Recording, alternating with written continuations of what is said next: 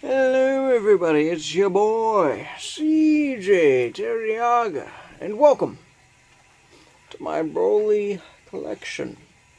Now, in today's video, I want to talk about something special. You want to know what I talk about? I want to talk about Dragon Ball Z Jakks specific movie collection. That's right, we're going to be revisiting these line of figures. I made a video about one particular figure over a year ago, the blue-haired variant, which is sitting right here. So, we're going to be talking about these figures, and we're going to go through each and every one of them, starting with the most common to the most rare. So today, we're going to be starting off with the limited edition paint job Broly. Hit it. Prepare yourself for If Labs. Introducing the new line of collectible figures from the Dragon Ball Z universe, featuring battle-damaged Goku with multiple 100 separate paint operations. These figures are truly made with the collector in mind. Complete your collection with detailed sculpts of If Labs, bringing collectible figures to a new level of reality.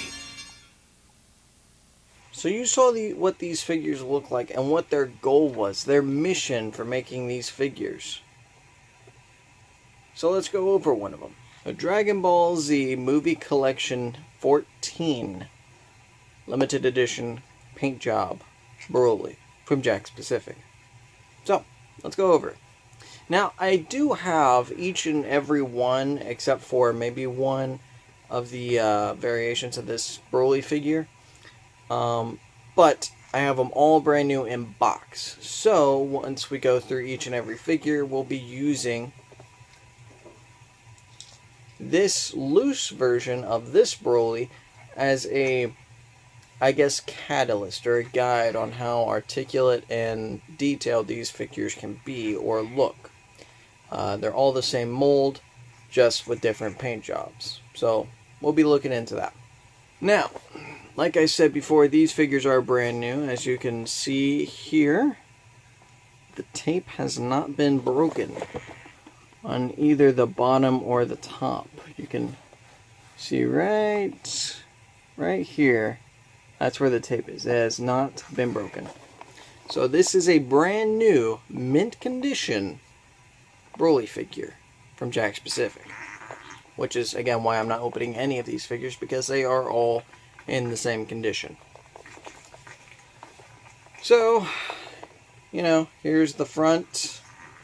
Here's what says up here, limited edition paint.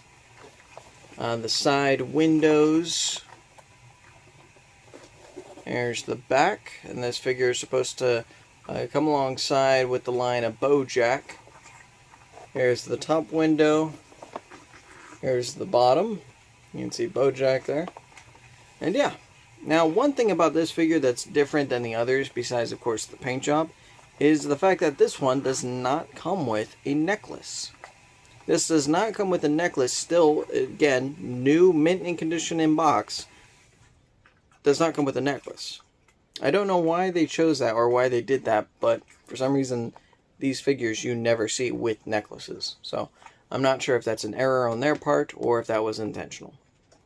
So, let's go over the figure. So here's the figure in detail. Now, one thing we notice is this is the mold of the Second Coming Broly character. The Second Coming Broly character in specific. Now, I know I say character, but there is a difference. His pants are ripped up here in the corner. You can see his exposed knee. His red kilt is a bit more tattered. His boots are red, and yeah, that's pretty much the only difference, is that his pants are ripped and his boots are red. Now, regarding the other figures, I'm pretty sure that the boots are all going to be red, so I'm not sure if that's just a color error or what, but yeah. Now let's go over articulation. So, that's as high as his arm's going to get. His arms can do a full turnaround. They can go all the way, as long as, you know, his head isn't in the way. His head turns to the right that much. His head turns to the left about that much, and he can't look down or up. You can move his waist about that much. His legs go about that high. His knees can bend, but they're really hard to bend, and I don't want to bring this figure, so we're not going to see the limits on that. His ankle can twist, as well as his thigh. His thigh can twist as well. His hands can turn. His arms go about that much, so basically kind of like a 90-degree angle. So, yeah. Articulation-wise, these figures are not the best. Even Dragon Star figures are far superior when it comes to posability. They might not be easy to stand, but they at least have better posability than these line of figures. But the thing is, though, this figure is one of the most detailed figures you will ever get of Dragon Ball history. Now, I don't mean accurate, like show accurate, manga accurate, movie accurate, whatever. No, I don't mean accuracy, I mean detail. If we get close up and the light is not as blinding, which it kind of is, there we go. You can see some veins popping up, like, you can see there is a lot of detail into this figure.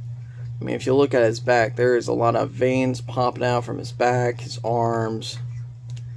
Here's a close-up of his face. Again, really highly detailed figures, especially being in 2002 to 2006.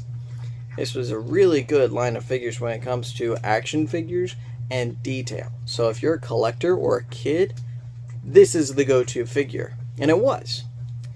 So, sadly, I did not grow up with these figures. I never really cared for really big action figures. I felt they were too clunky and too big to, you know, just whack each other with and whatnot. But regardless, still really cool figures, and highly recommend getting if you can at a good price. Speaking of price, let's go ahead and get into that. So with this figure in particular, whether you're looking for a loose or in brand new in packaging, you're looking roughly between $40 to $150, depending on A, the seller, B, the condition of the figure, and C, the condition of the box itself, and whether the box has been opened or not. So there's a bunch of different factors regarding, but roughly the price range is between $40 to $150. Of course, $40 being the loose and $150 being more towards the brand new mint and condition box.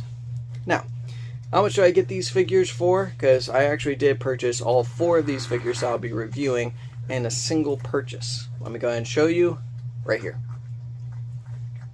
That's right, I spent $460 on these figures. Now, you might think that's a bit ridiculous, and that may be true, but some of these figures are ludicrously rare, especially brand new in packaging.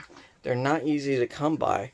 And to get like so, basically almost the entire collection of Brolys from this line of figures in one fell swoop with such a reasonable price is really good. And we'll get into how it's a reasonable price in later videos when we talk about the blue-haired variant Broly as well as the Z-Store exclusive Broly. But for right now, that's all for this video. Just talking about this variation of Broly, the color variant. Hope you guys take care. I'll see you guys later. Bye-bye.